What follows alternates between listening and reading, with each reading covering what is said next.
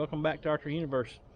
Today we got something a little bit different for you. We're actually getting ready for a tournament this weekend. So Panhandle Bowhunters is my home club, and we're hosting the IBO State Championship for Florida. It is tomorrow, Saturday, April 30th, and we've already had a few other members put some targets out on the range, so now I'm going to go stake some targets out and get a few of the stakes out. Then I'm going to have another member that's not shooting tomorrow come in and finish the stakes up, so that I'm not putting stakes out that I'm going to shoot from. So just thought I'd bring you along with us, let you see a little bit of what's behind the scenes of what we do here when we're getting ready for a tournament, and some of the thought we put into setting up some of the targets. Come along with us, and we'll show you a little bit of what we're doing, and then we'll bring you back tomorrow, show you how the tournament goes.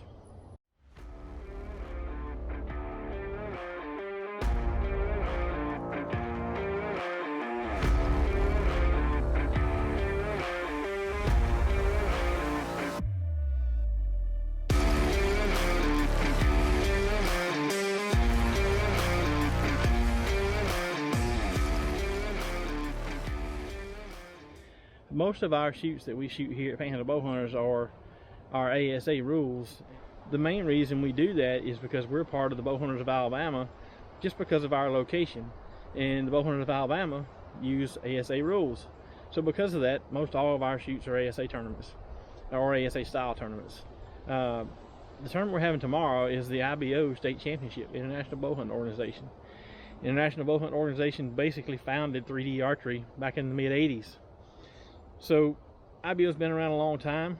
Their principles behind them are the same as Panhandle Bowhunters, so we want to support what they're doing, trying to get them a little bit of exposure here in Florida again. So with that said, I'm in the process of setting up targets, like I mentioned earlier, and just wanted to kind of tell you some of the thoughts as we go through this. And it's not always just stick a target out and let it run.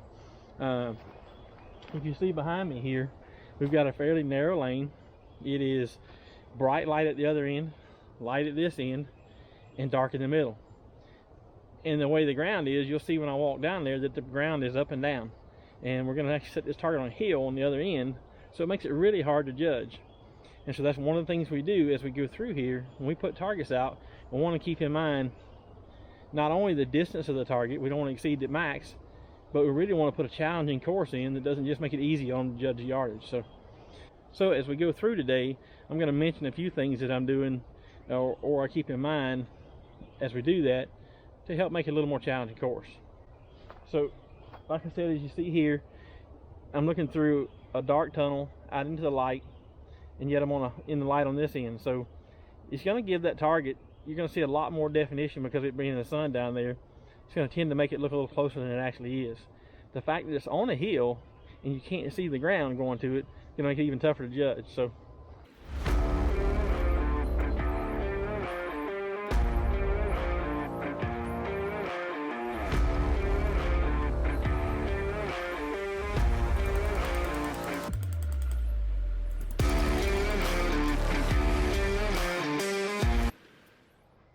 one of the things we want to do as we set the course, we want to give them a good mix of distances. So we'll set a long target here and there, and then we'll throw in some short ones and keep some in the middle, kind of keep them guessing in and out, not put them all long, not put them all short. And one of the things that I like to do, and it really makes it tougher judging yardage too, is we'll put them down a nice tight tunnel here. We want to keep the entire 8-ring visible from the stake. So when you shoot from the stake, you will be able to shoot the entire 8-ring without hitting the tree. But I can tell you, in a situation like this one, if you go much left or right, you're going to hit a pine tree. So you can watch as I go down and put this target out. It's going to be nice and tight lanes, but we'll actually have it set so that when I put the closer stakes, like for the youth and stuff like that, it'll actually open up a little, and they'll have a much bigger area that they can shoot without risking hitting the pine tree. So you just want to put a little thought into every target, not just stick a target out and throw a stake in the ground.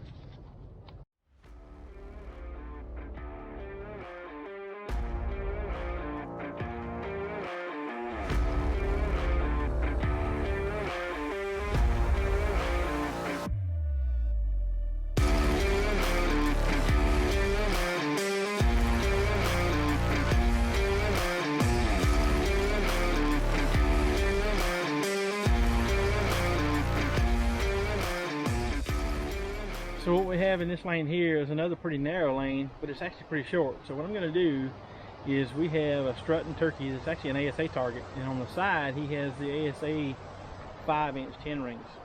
but on the front and back he has the smaller 2-inch 10 ring with a small 11 ring in the center and a small 8 ring. So we're going to put him here and turn him facing straight at us, so you're shooting him right in the chest. He's got the small 10 ring, so even though this is a short target, it's going to make it really critical to get the yardage dead on to hit it. And just to give you some reference there, put my hand around it, it literally is a 2-inch 10 ring, and the 8 ring is actually about the size of what we normally shoot. So now you combine that small 10 ring with the fact that we're shooting from the light into that dark tunnel, it makes this a really challenging shot, even though it's not going to be real long.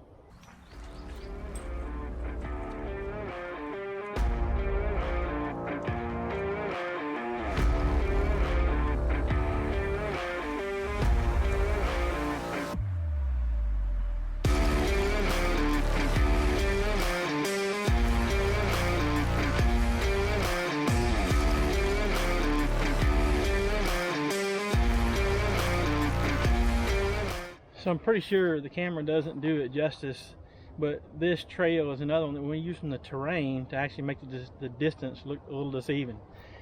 So as I go toward the target, you can see it actually drops downhill just a little, but then it goes back uphill higher than where we're at, across a little knoll, and that's where we've got the target at. So all of those things thrown together just really make it a challenge to judge the distance. So rather than set the target really long, we'll put a little thought into the lane and try to put it into something that's going to make them think a little bit, and yet still be able to have a good time at it. Okay, so we're actually on the last target we're going to set out today. It's actually number 2 for the range, but the last one I'm going to show you. And what really is going to set this one apart is it's not only is it uphill, but it's across a gully and through a tunnel. So like I've told you along as we went, the goal was to make it difficult to judge, but not a terribly long range. So this is going to be a reasonable mid-range target, but it'll be across a gully, through a narrow tunnel, and up a hill. So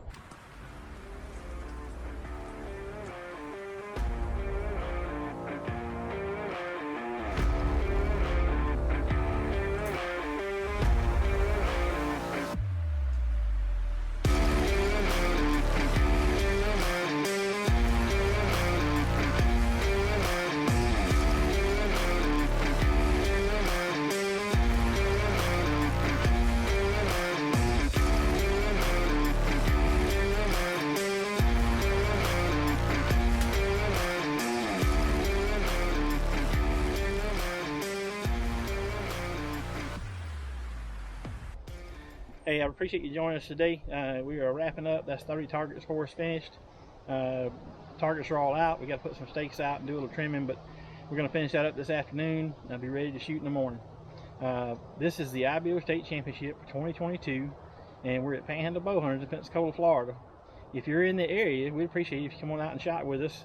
You might fall in love with it and be hooked on it like I am. So $25 to shoot. You don't have to be an IBO member to participate, but you do have to be an IBO member if you want to win the state championship. This is also a qualifier for the world championship. If you finish in the top 20 in your class, you get to qualify and you can go shoot the IBO world championship. Be in August sometime. So come on out and join us. We'd love to see you here. Love to get a chance to meet you. God bless. Shoot straight. I'll see you next time.